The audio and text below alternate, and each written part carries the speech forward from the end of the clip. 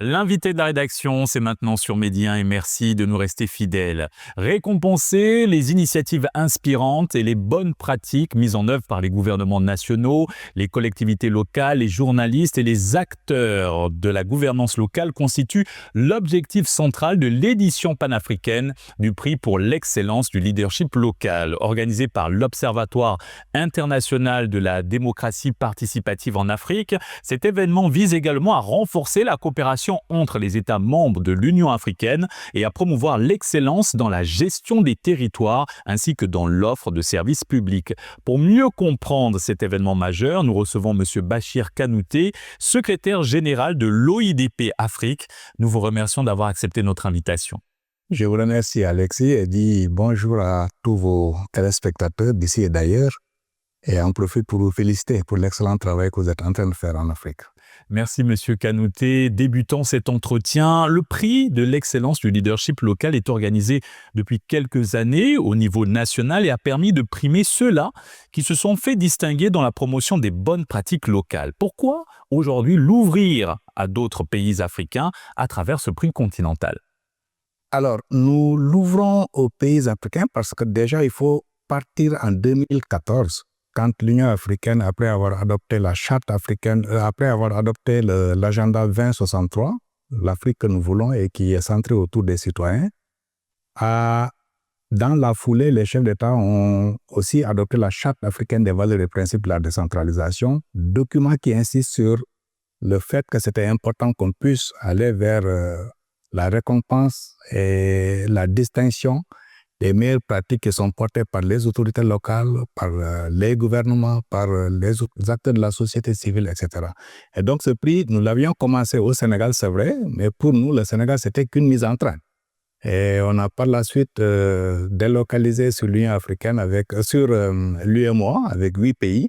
Et là, nous passons vraiment à la vitesse en couvrant l'ensemble des pays d'Afrique. Alors concrètement, lors de ce programme, à qui s'adressent ces prix et distinctions et quelle est l'importance de ce programme panafricain? Alors, il faut dire que c'est important de distinguer les meilleures pratiques puisque nous sommes quand même l'Observatoire de la démocratie participative et de temps en temps, quand les choses ne marchent pas, nous critiquons, nous dénonçons. Alors, c'est important, quand les choses marchent, de ne pas fermer les yeux là-dessus, de dire il faut distinguer ce qui a marché, il faut identifier qui sont les acteurs qui les portent. Et ces acteurs, c'est essentiellement l'ensemble de ceux qui sont dans l'écosystème de la décentralisation, gouvernance et développement local. C'est les gouvernements, à travers les ministères en charge des collectivités territoriales ou de la décentralisation. C'est les autorités locales, les maires et les présidents de région. C'est les journalistes et communicants qui font la remontée de l'information, très souvent des choses qui se font et par la plume, par le micro et par la caméra, ils font la remontée de l'information.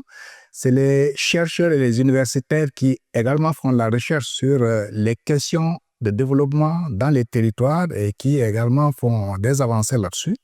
Mais c'est également les citoyens eux-mêmes qui, par leur talent, par leur engouement, tentent d'améliorer les conditions de vie et les cadres de vie des citoyens, mais c'est également les enfants et les jeunes. Quand j'ai dit l'agenda 2063, ça voudrait dire que ceux qui seront les adultes en 2063, c'est les enfants d'aujourd'hui.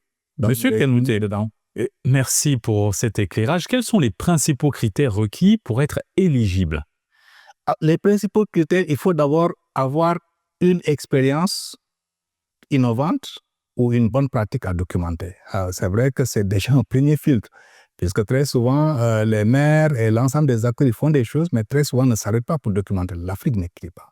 Alors, ça, c'est le premier aspect. Deuxième aspect, pour les ministères en charge de la décentralisation, un des critères, c'est qu'est-ce qu'ils ont fait pour améliorer le cadre de la décentralisation? Qu'est-ce qu'ils ont fait pour donner des capacités aux autorités locales? Qu'est-ce qu'ils ont fait pour la gouvernance des collectivités puisse aller de l'avant? Donc, pour les autorités, c'est qu'est-ce qu'ils ont fait comme innovation ou qu'est-ce qu'ils ont fait comme expérience ou qu'est-ce qu'ils ont conduit comme action ou projet pour améliorer les conditions de vie et qui ont un impact et la durabilité. Alors pour les journalistes, c'est également, quelle est l'originalité de ce qu'ils vont faire comme remontée d'informations, puisque nous savons que très souvent, il y a de bons papiers, de bons reportages qui se font sur les questions de décentralisation, gouvernance et développement local. pour les chercheurs, c'est également l'entrée, c'est quelle est l'originalité des recherches qu'ils font. Est-ce que ces recherches sont en adéquation avec les problèmes qui se posent dans les territoires?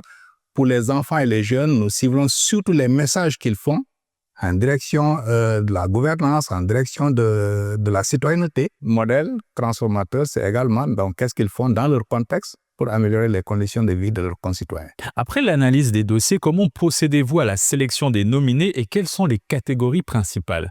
Alors, la sélection des nominés, c'est déjà à travers une plateforme que les soumissions se font, que ce soit les ministères, que ce soit les collectivités territoriales, que ce soit les journalistes communicants. Ils documentent et ils mettent les bonnes pratiques qu'ils veulent sur la plateforme et un comité scientifique est mis en place.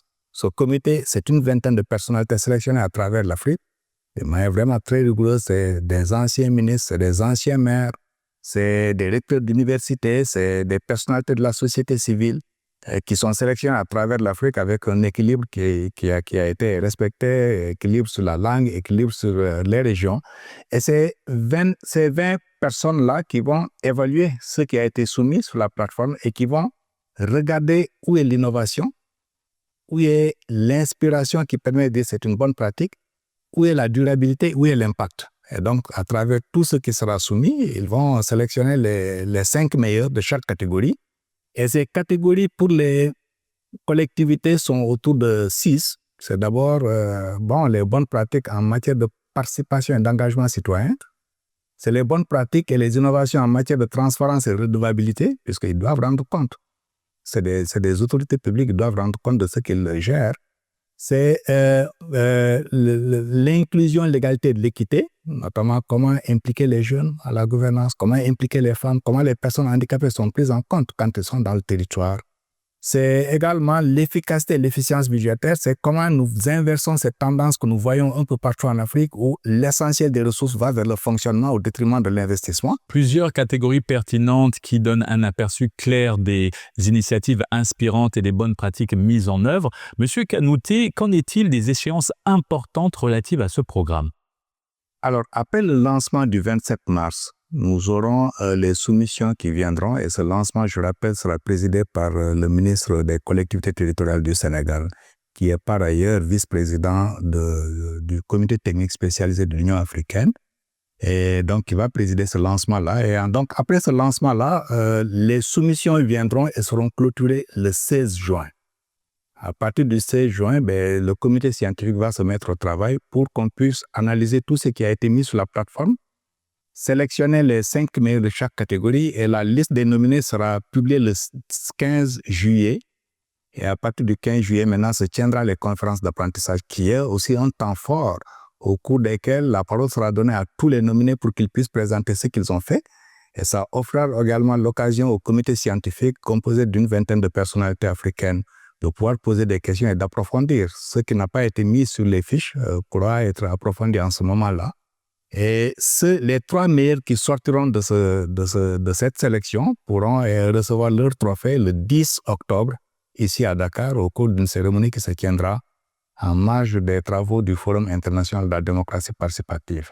Quelle autre institution panafricaine collabore avec vous dans ce vaste programme de valorisation du leadership local? Alors, les institutions, c'est d'abord l'Union africaine qui assure l'ancrage de ce programme panafricain. Et ensuite, il y a Cité et gouvernements locaux unis d'Afrique qui a son siège à Rabat au Maroc, qui est aussi partenaire de cette initiative puisque c'est la plateforme qui regroupe l'essentiel des autorités locales, des associations de pouvoirs locaux. Donc, c'est les 3 grandes institutions qui y travaillent.